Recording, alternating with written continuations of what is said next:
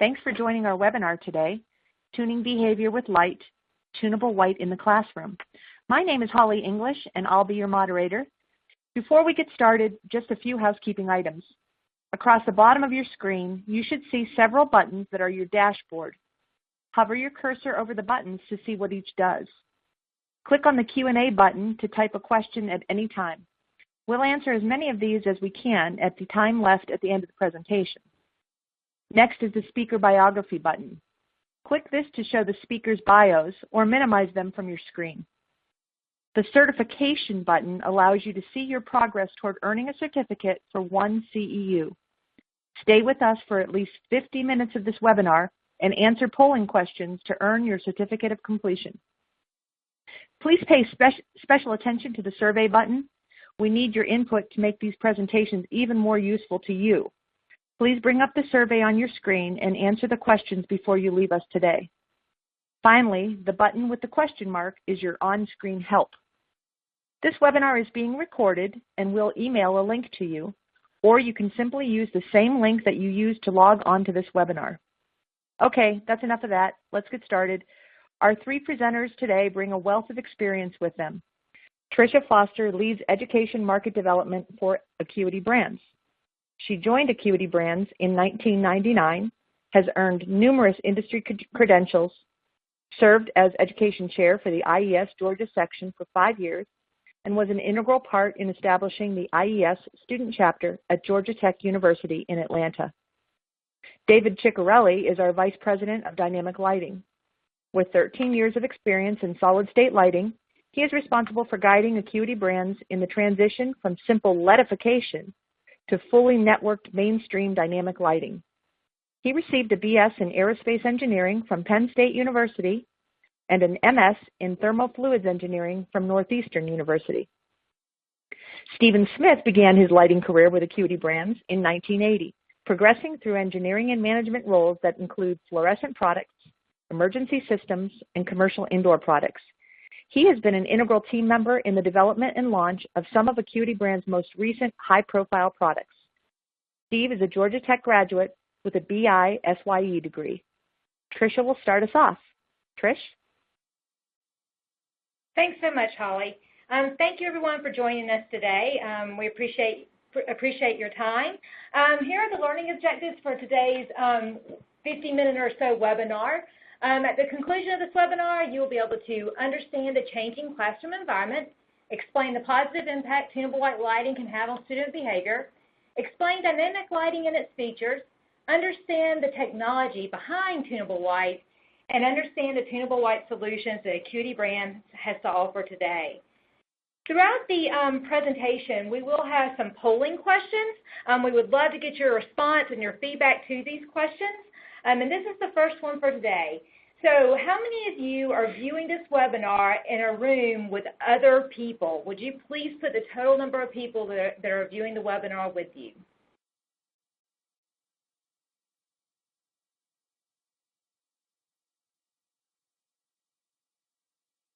Okay, great. Thanks, everyone, for your response. So let's go ahead and jump right into the topic for today. So take a look at this slide here. These are images of classrooms of today. And as you can tell by looking at these are not the cold, somewhat sterile environments that we're used to of classrooms many years ago. I mean, think about the classrooms that so many of us sat in every single day. They felt very institutional. But today the classroom is changing and it's evolving. What are some of the things that we're seeing happening? Well, we're seeing collaborative workspaces, like the image you see on the right-hand side of your screen. These are spaces where students can interact with each other and share ideas and learn from each other. Another thing that we're seeing are the tools that teachers are using. They no longer are bringing in pens and paper to write on. They're using tablets and iPads. They're using smart boards to communicate on the lessons and what they're trying to teach the students in the space. In addition to that, we're seeing changes in the furniture in a classroom. Oftentimes we're seeing flexible furniture that can be adapted to different tasks and learning activities. And in some cases, we're seeing classrooms without any desk and without any chairs. They're having sofas and they have bean bags in the floors. So we know that the modern classroom and the classroom of today and the future is evolving. So just like the classroom space itself is changing, lighting and controls are changing as well. You know, the simple on-off toggle switch really isn't meeting the demands of the classroom and the different tasks that are taking place. Over the past many years, you know, control integration has become very important in classrooms, and it's become almost what I would call commonplace. And typically those controls were installed for energy savings reasons. But we know that the benefits of controls go well beyond that. They now allow the teacher to change the intensity of the light in the classroom based on the activity.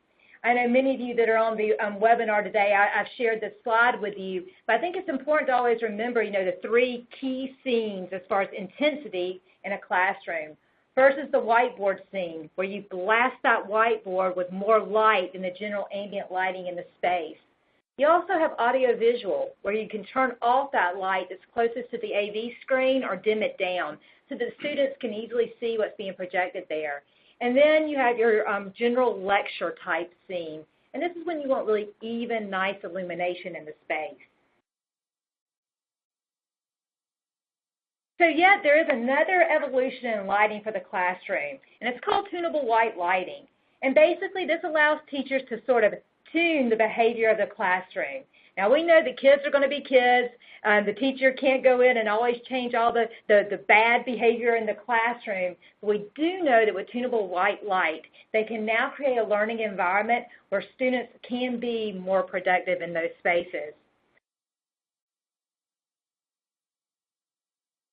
One other thing that I'll point out as we transition to this next slide, what we do know is that teachers for a long time now they've really embraced the idea of using lighting to sort of influence that classroom environment. But until we've introduced tunable white lighting, they sort of had to get creative on their own. Some of the things that we're seeing out there that teachers are doing are turning the lights completely off when the students come in so they can calm them down, right? The other thing that we're seeing is them flicking the lights on and off whenever they're changing tasks. So another thing that I found that a lot of teachers are incorporating into classrooms are putting table lamps at the desk. And they're doing this to create a nice, warm environment. So the beauty of tunable white is now they're able to accomplish all of those different things with one system. There's a lot of research out there, most of it out of Europe, that's showing the positive impacts of tunable white lighting in classrooms. The research indicates everything from being able to calm students down to even in some cases improving test scores. All this research is available on our website. I'm not going to go through all of this in detail today, but when you do get your post-event email from Holly, she will include links to all of this research for you. So what is Acuity's solution for tunable white lighting? Well, it's very simple now. It's the BLT with the nTune platform. And basically we're offering 4 preset color temperatures for different activities in the class. This way the teacher can change the color temperature of the white light to enable that learning environment. The 4 color temperatures that we have are the 3000K, which is the warmest. This is perfect for reading or for those individual focus type tasks. The other that we have is 3500K. This is great for test taking. We continue to get cooler on the Kelvin scale and go to 4200 Kelvin for those general activities, lecture time when the teacher's up teaching the class. And then lastly, we have the coolest, which is 5000K. This is what we're calling the energy mode. This is when you need to get the kids awake and alert, maybe first thing in the morning, maybe right after that lunchtime hour. So let's ask one other polling question here. What percentage of your school lighting projects include integrated controls? I'll give you just a moment to answer this.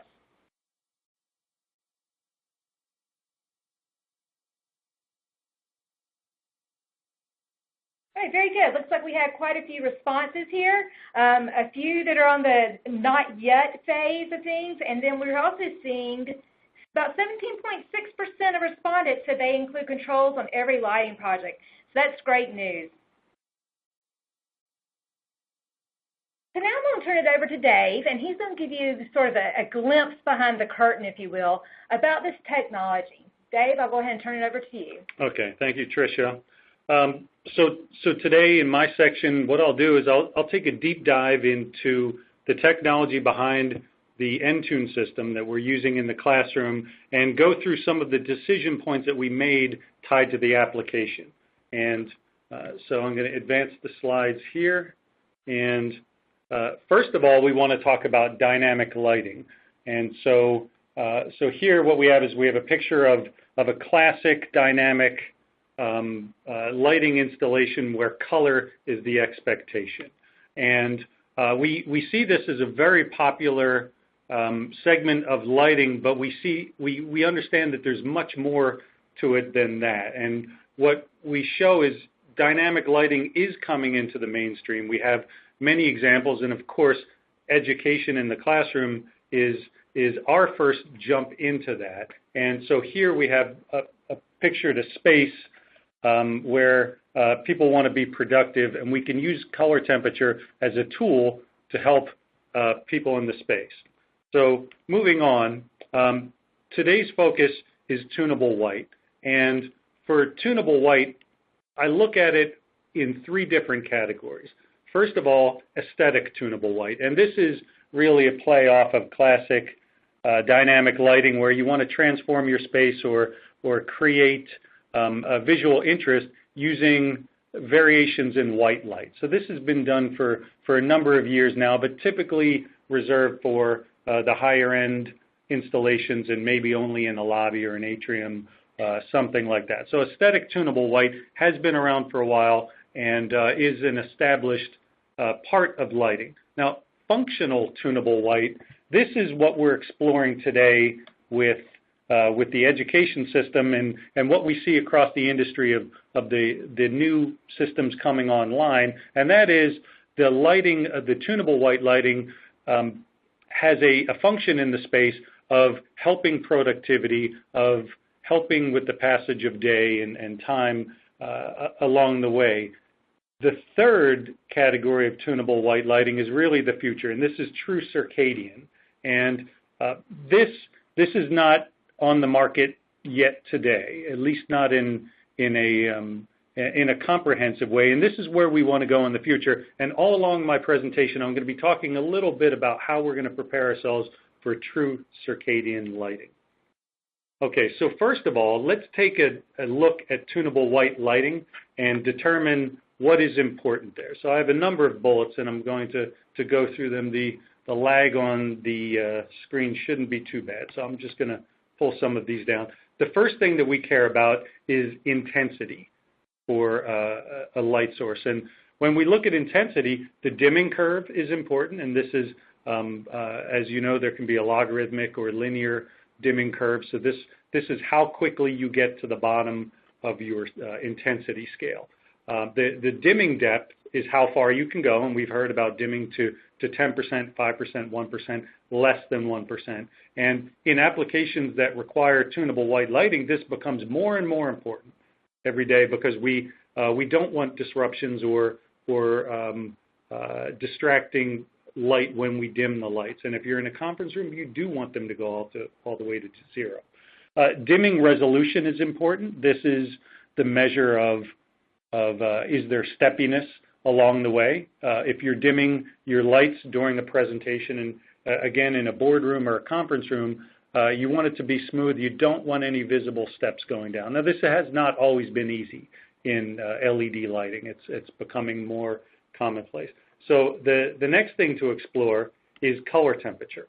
So color temperature, we care about the range of CCT, correlated color temperature. That's important for a tunable white system. And anybody who's done any sort of research or shopping around sees that there's a number of CCT ranges on the market.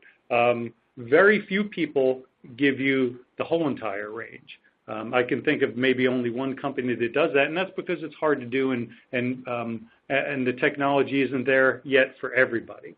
The next thing that you care about is the path going from one color temperature to another. We've talked about this a lot, and you know that in certain applications we value the pathway and whether you're on the black body curve or if it's acceptable to go below. And we'll talk about that in relation to this, the classroom application. And of course, intensity is very important for for the light source in terms of color temperature.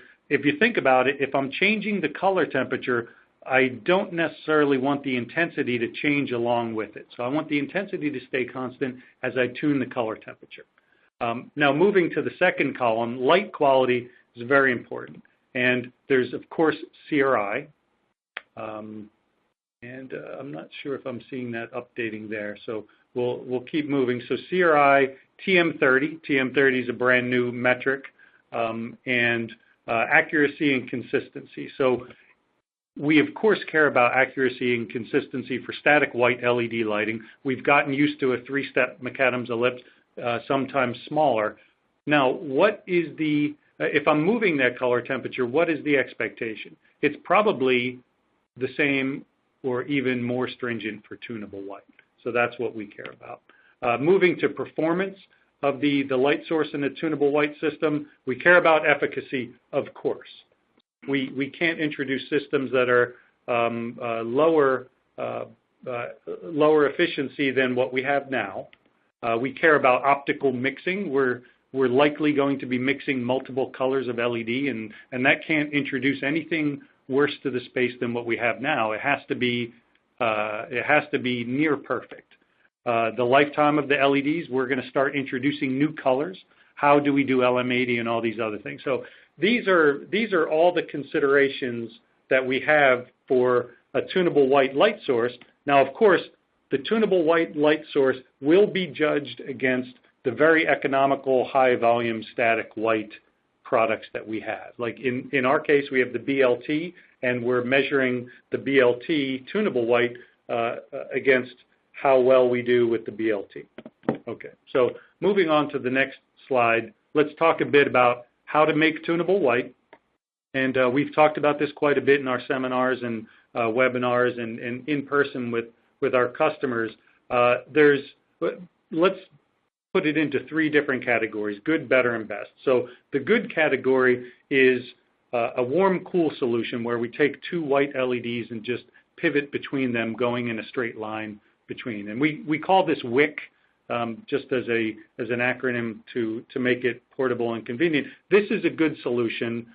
Skipping ahead, this is what we use in the BLT tunable white for the classroom.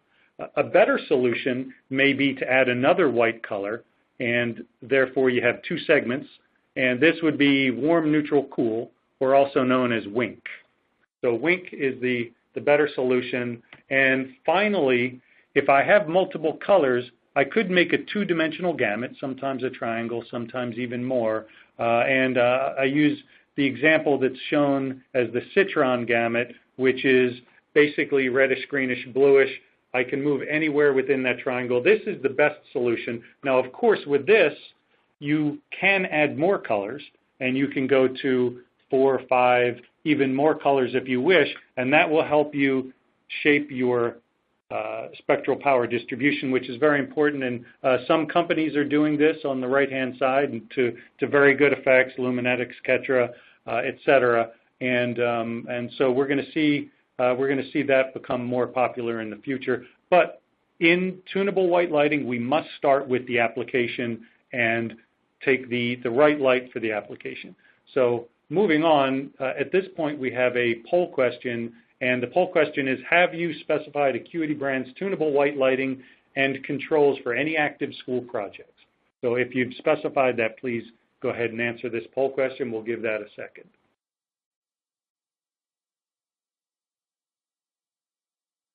Okay, so do you get to see the results here? Okay, so that should be just about enough time. I'm going to move to the next slide. Let's talk about control systems.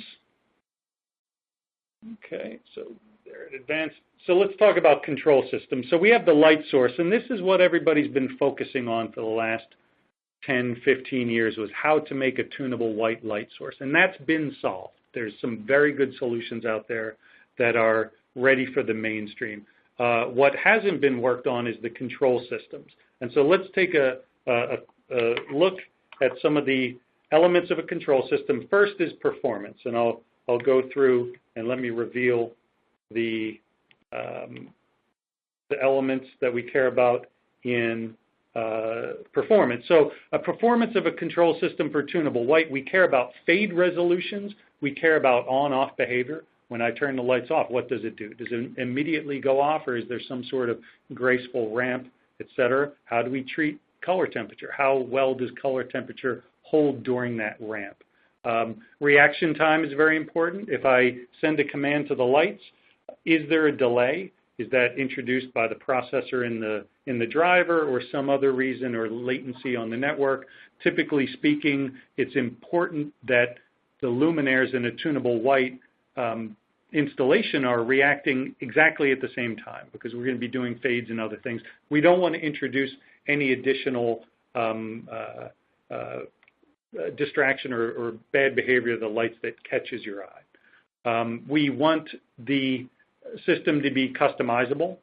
That's pretty obvious, but we're going to want to be able to do addressing and zoning to make different parts of the space react differently with sensors, or to schedules and things, in creating layers of light. So that's what we care about in performance.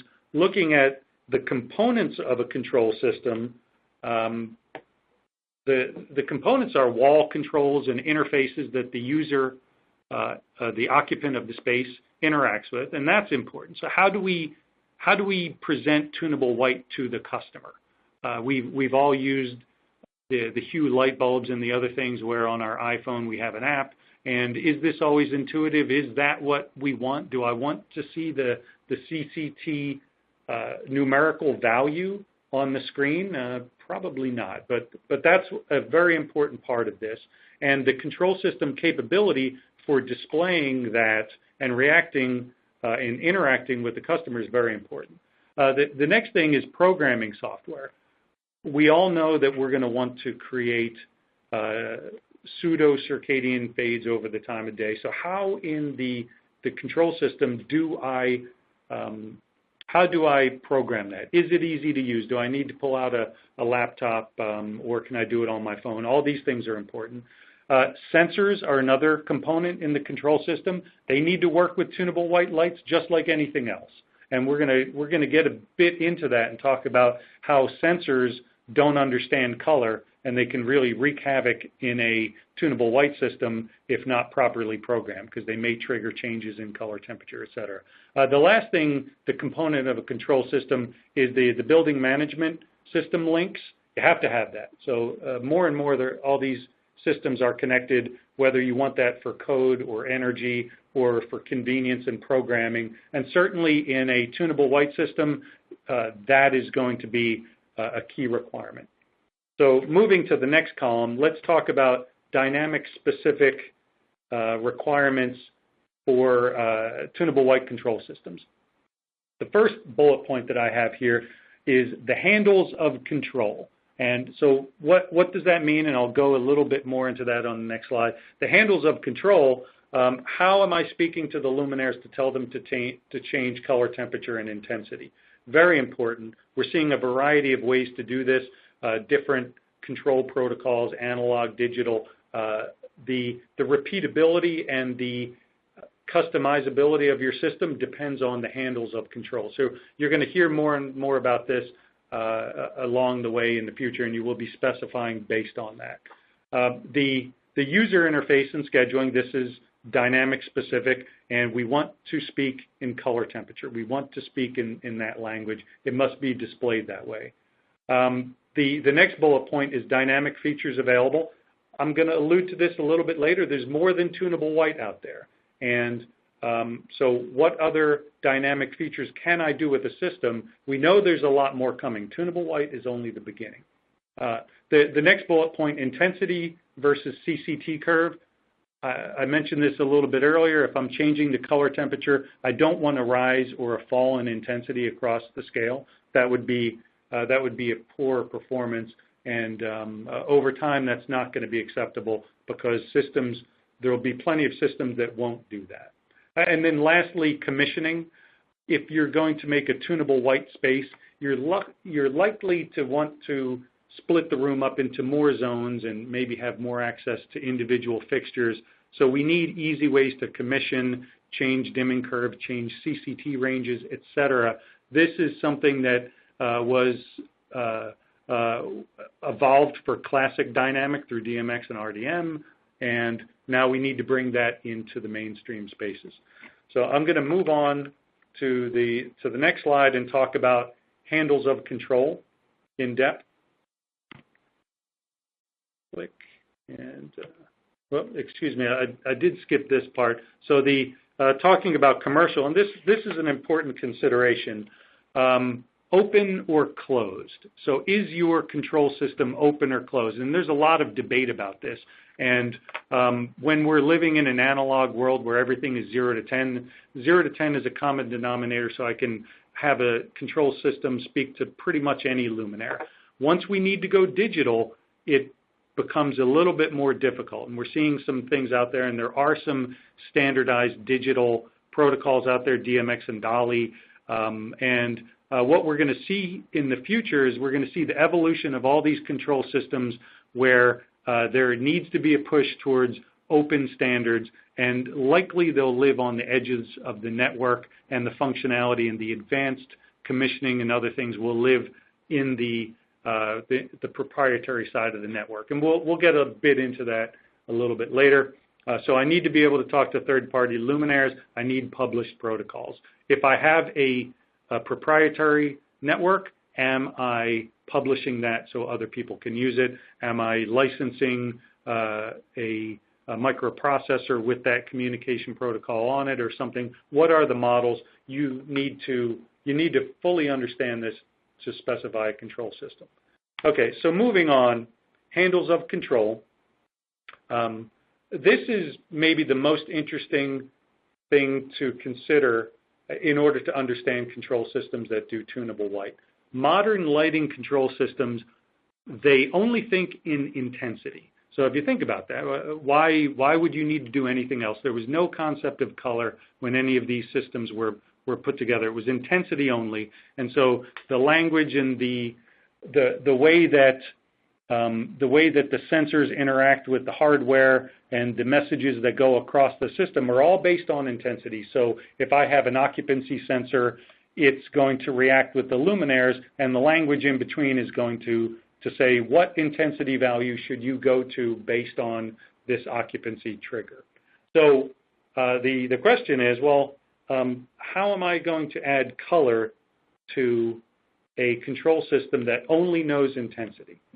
And that's the trick, isn't it? So you can do this. One way is to say, okay, I'm going to hijack one of these intensity channels, and maybe I'll put two drivers in my luminaire, one connected to a warm LED string and the other driver connected to a cool LED string, and I'll just send two channels of control, whether it's 0 to 10 or DALI or anything else.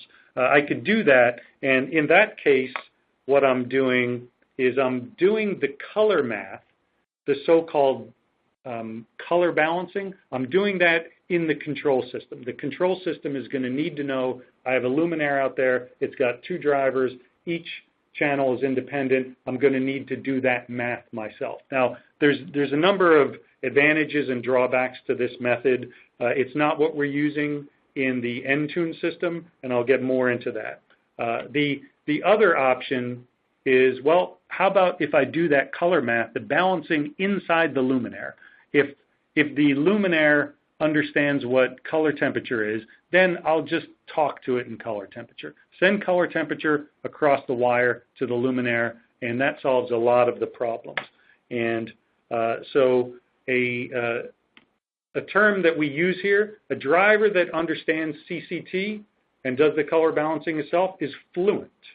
And so I'm not sure if that's getting cut off at the bottom of the slide. Let's see. But fluency, color fluency is this term that we can all use to talk about where the color math is done in the system.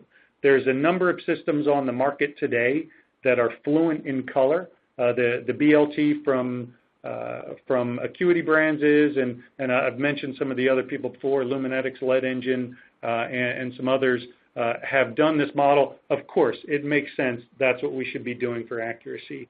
But in case you're not convinced, let's go through some pros and cons when color fluency is and isn't there. So I have a column for yes and a column for no. So in the Luminaire, if I do have color fluency, I get good repeatability.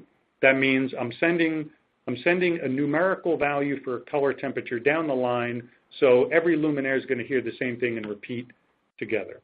Also, I'm going to get a good constant lumen curve because the Luminaire is going to be smart enough to know that it shouldn't change intensity with color temperature.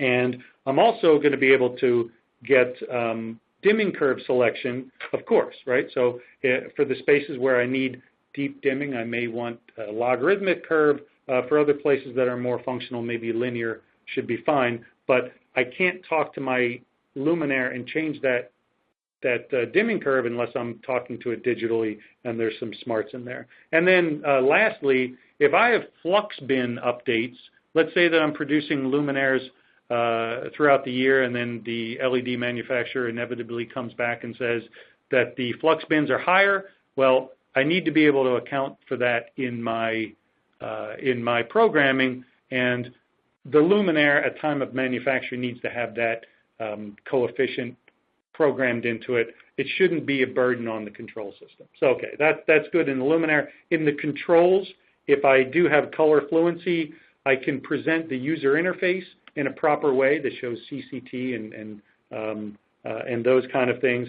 I can have multiple color temperature Luminaires in my space because I'm speaking across the wire. I'm broadcasting to the Luminaires, please go to 3250K. And the Luminaire knows what 3250K, and they all go to it, even if they have different ranges. So that's an important consideration. And now for the future, what about color? What if I want to change the delta UV? What if I want to change the hue of a Luminaire? It's going to be very cumbersome to start using multiple drivers. The Luminaires aren't big enough to fit all the drivers that we would have to put in there to do that. So that's what it gets you. In the no column, I'll go through this quite quickly. If I don't have color fluency, if I'm not doing the color math in the Luminaire, I'm only going to be able to do warm cool. That's it. Unless I want to add extra drivers and all this stuff. That's not going to happen. I'm not going to be doing deep dimming, and I want you to think about this. If I had, every driver has a programmed dimming curve, and if I have two drivers, both with a logarithmic dimming curve, and I'm trying to control them, you're going to get some very strange behavior when you mix the warm and the cool together. So you're not going to get constant lumens, and you're not going to be able to deeply dim. So that's a problem. The last thing is, I can't put two drivers into a Luminaire. That's very expensive. Okay, now controls, if I don't have color fluency, again, if an occupancy sensor times out and sends something across the network to say to go to 50%, what if that happens to be sent on a CCT channel by accident because somebody didn't set the network up? Am I going to have all the lights go warm when it loses occupancy? That doesn't make sense. And I can only do a single CCT range, and being able to change the color temperature or the intensity becomes a major hack, right? You're going to have engineers going through and trying to do somersaults to manage color temperature on the line and intensity. Okay, so moving ahead. Dave, can I interrupt you for a second? Yes. We have a couple of questions that I think we may want to address right now rather than wait to the end. We did have a question if you could explain a little bit more what handles of control means, okay, and balance colors and Luminaire, what that means. Okay, so handles of control, this is a concept that comes over from classic dynamic lighting, and if you've ever seen an RGB Luminaire control, what you do is you have an RGB Luminaire. I have three handles of control, and those are intensity sliders. Think of them as intensity sliders where I can directly control the red, the green, and the blue in three different handles. Now, in Tunable White, what becomes abundantly clear is we want to have two handles of control for Tunable White. One is, of course, intensity, but then the second handle of control would be color temperature. And so I would have two independent handles. Think of them as a handle on the wall that you can tune independently. I think that should clear that up pretty well. And color balancing, think of color balancing as the mathematics that determine if I have multiple color LEDs and I want to produce another color by mixing them, I need to do the math in order to determine, okay, this color temperature from this gives me another color temperature, what's the resultant intensity, etc. And that color balancing can live in the Luminaire, which is preferable, or even on the wall in the control system. And can I ask one other question? Yes. Because it relates directly to Color Fluent. Actually, I have two here. The first one is, are Fluent fixtures able to adjust their output over time to account for the age of the fixture and individual LEDs being out? Yes, so we call that CLO, constant lumen output, and I think it's usually, what is the adder, Steve, the nomenclature that we use? N80. So yes, the constant lumen output, if you look at how we built our systems, we're using all the same building blocks as we did before. So if we had the constant lumen output over the time, 50,000 hours, we have the same thing available to this. We may not have activated that on launch for the BLT, but that's certainly something that's possible to do and coming. We're very interested if customers are requiring that. We want to see that on specifications. We can add it, no problem. And one last question, we'll keep going in the sake of time. I know a lot of you guys are submitting questions, and we appreciate that. Be assured that you will get answers to your questions. If not now, it'll be included in the PDF we send out to you after the webinar event. So we don't want to leave you hanging or guessing on that. But the last question for you is, can you explain what's meant by configuration of personality? Okay. So this is another thing that comes over from classic dynamic lighting. If you think of these,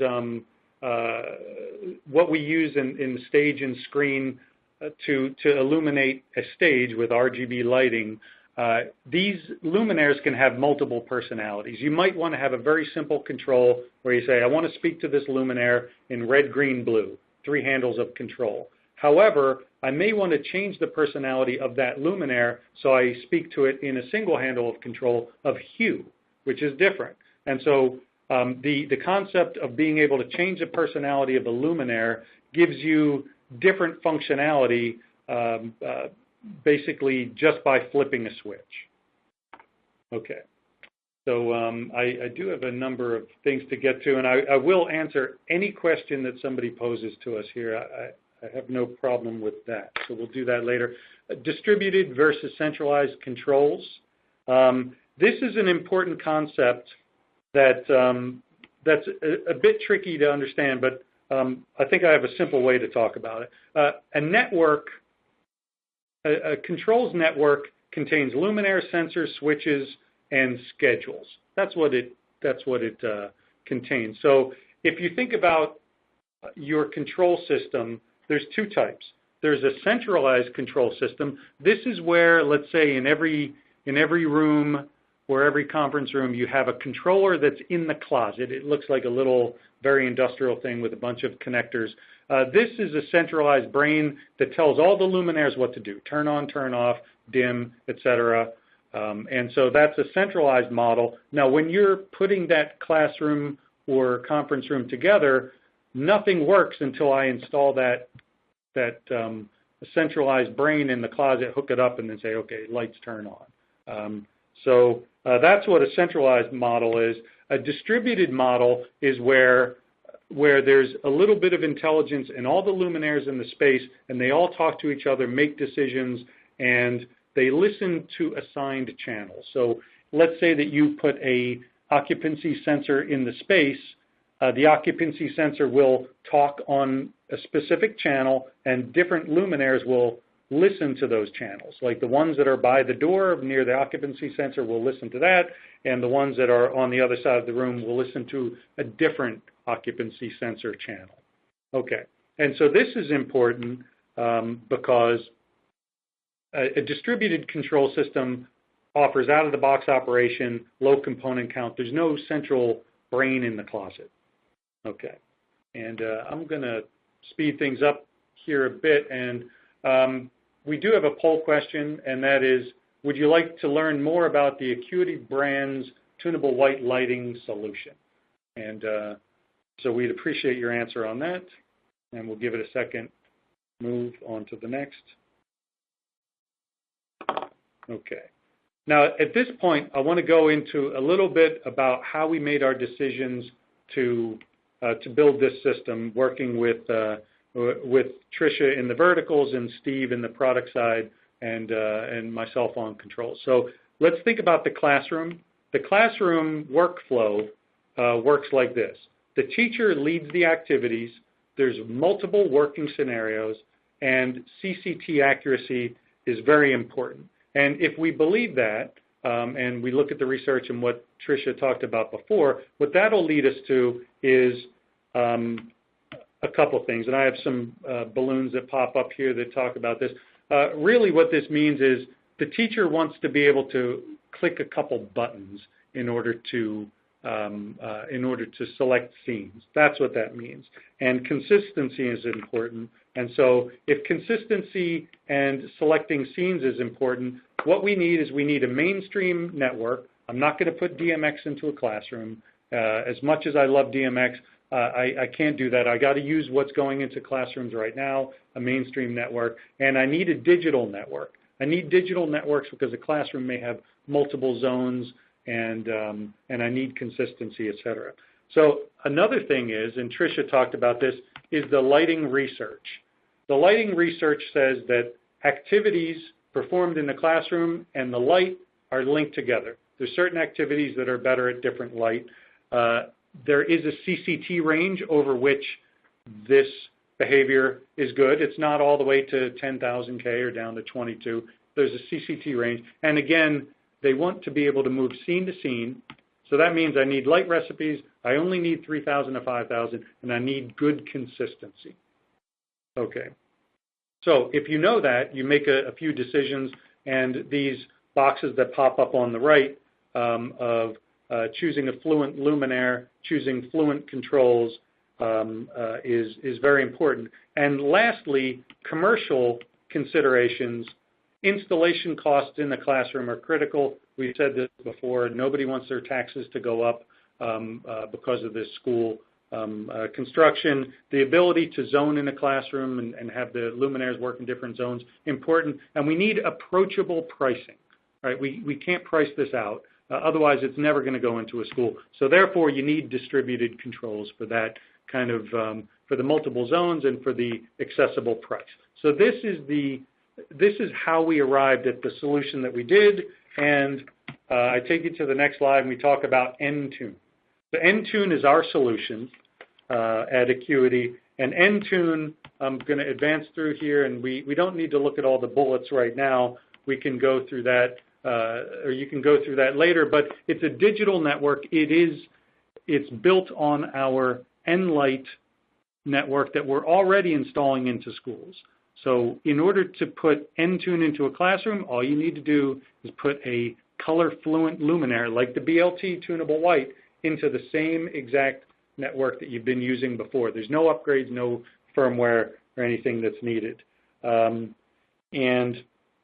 So we've added color to the nLight system, and we started with Tunable White, but we're adding more and more stuff to it, including color. And so think of it like this. Tunable White on nLight is what we call nTune technology.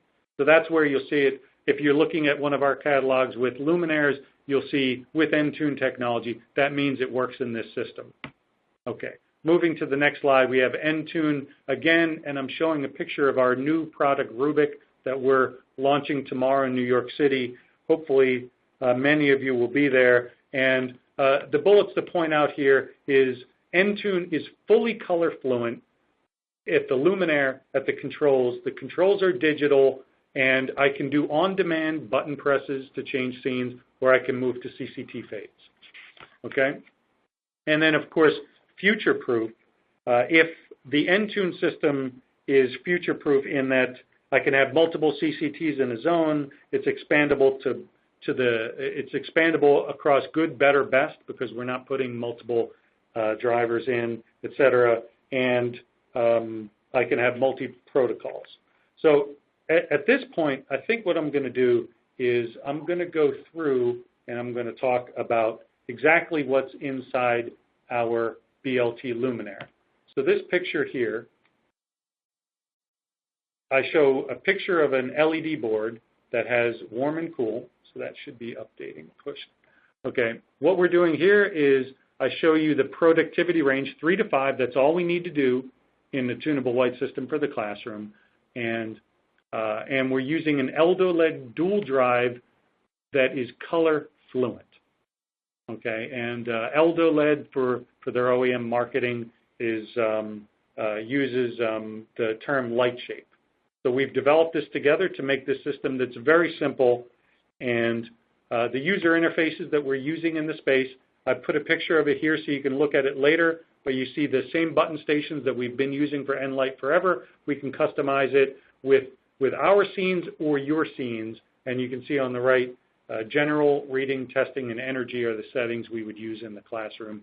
But you're free to put whatever color, temperature, and intensity combinations that you want.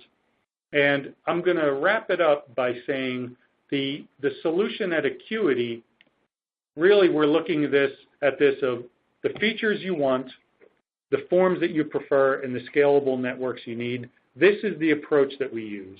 And so Tunable White is the feature for this application.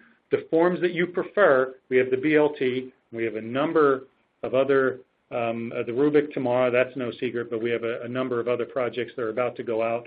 And I think if you look closely at my slides, some of the pictures I use will reveal some of our upcoming products if you look closely. The forms you prefer, the scalable networks that you need, we use nLight for this system, and with the nickname of nTune, and we also have DMX with our Fresco. So we're making good on this promise, and at this point, Steve's going to take us through and give us some details on the BLT itself, the best value in lighting. So go ahead, Tricia. Okay, thank you, Dave. Before we wrap up the webinar, we did want to take a quick review of the BLT Luminaire with you. Hopefully many of you are aware of this fixture, and we wanted to cover some of the main features and performance that the BLT offers. So we'll start out by taking a look at the value proposition. Certainly great energy savings, as with most LED products, low maintenance, and high performance, even over many of the LED products that are on the market today, but certainly over traditional sources that many renovation projects are working on changing out. We feel that the BLT blends very well into the ceiling and has design neutral aesthetics. And as we go through the PowerPoint, you'll see the multiple configurations, a broad range of options that the BLT offers that would be a great fit for a broad range of project opportunities. And one of the key features of the product is its shallow design, which makes it an ideal product for renovation type projects. So looking at the standard product performance, you'll note we offer 4 sizes, the traditional 2x2, 2x4, and 1x4. We also have available a 1x2 in the lumen packages shown. And you'll notice across the 4 sizes, we range from 1,000 delivered lumens up to over 7,200 delivered lumens. And the efficacies for all these luminaires range from 100 up to 125 lumens per watt. The primary product is a static, but we also offer an air function product in supply and return with the air slots down the side of the luminaire. We also offer 4 metric size versions, and we also have a 20-inch by 48-inch product as well. We've talked about the Tunable White solution and obviously an optional BLT. We have available the 4 primary CCT ranges, from 3,000 to 5,000 K. Lumen maintenance is up to L80 at 60,000 hours. 82 CRI is standard. We also have a 90 CRI as an option. And the standard product is featured with an Eldo LED dim to 1% driver. And these products are DLC qualified. One of the key options that we also have is we offer 4 diffuser choices. We have 2 versions that have a curved or rounded profile. One has linear prisms that are internal, and the other is more of a smooth opal white finish. And we have those same versions in the square cross-section also. Other options, certainly the controls wired in-light option is available, and we've recently launched our wireless in-light air option that we also have available in the BLT. We have a broad range of integral sensors that I have one slide on to follow. We'll talk briefly about that. And then another key option is high efficiency versions that we offer as well. So this next table basically shows sensor options that we have available. The MSD products are primarily for individual control situations.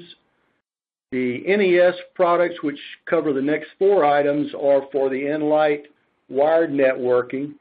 And then lastly, the 2 RES versions are for the air wireless networking, either networking or zone versions. And I do show some nomenclature at the top of the screen to give you an idea how these would be constructed from an ordering standpoint. Just a quick recap on the integral sensor. You'll notice that we also include a couple of trim rings that serves functionally to help support the integral sensor, but it also has an aesthetic element to help finish out the Luminaire and gives it a little more interesting look. So those are available as well. And just a little more detail on the high efficiency version. The items at the top indicate per size what lumen packages that we offer. You'll note that all of these products are going to be 130 lumens per watt or greater. These are DLC qualified. So in the table below, just shows a little comparison between the standard efficiency version. We'll take the first item, a 48L. 48L lumens per watt in the standard version is 118. And by going to the high efficiency version, we can increase that to 133 lumens per watt. So that will give you an idea of the improved performance with the HE version. And the next table is somewhat a repeat, but it shows the primary thing I wanted to point out here was taking that to a per luminaire and the watts saved, going from standard product to high efficiency. So on that same product, the 48L, you're going to save 9 additional watts per luminaire by using the high efficiency version.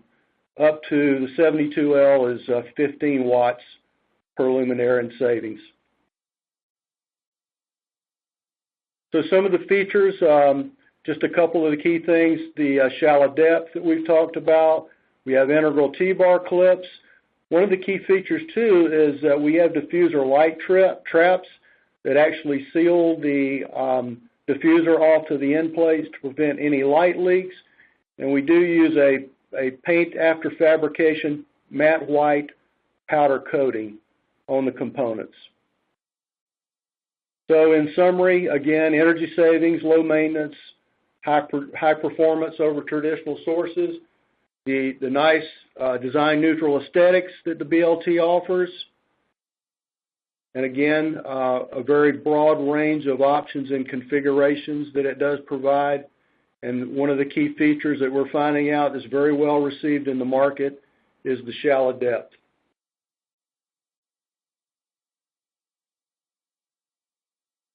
All right, thanks very much, Steve. So we have one last polling question, and this is a little bit unique polling question here. Acuity Brands is very pleased to offer a potential opportunity to you parents that are out there, and we would love to partner with you and to light your child's classroom.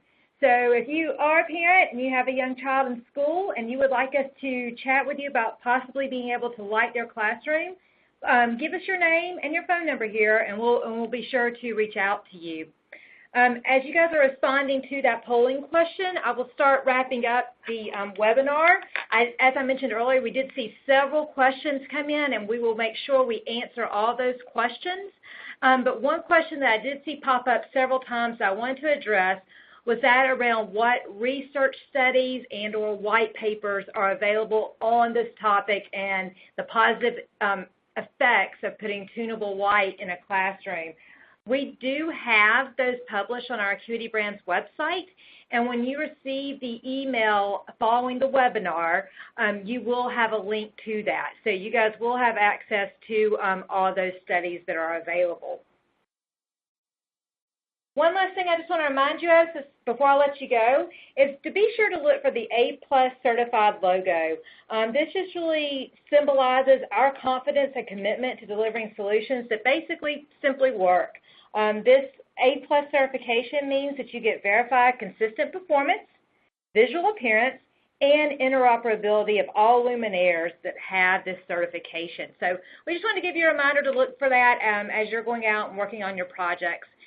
Thank you so much for joining us today. If you do think of any other questions following the webinar, feel free to reach out to me, and I'll be happy to help you however I can.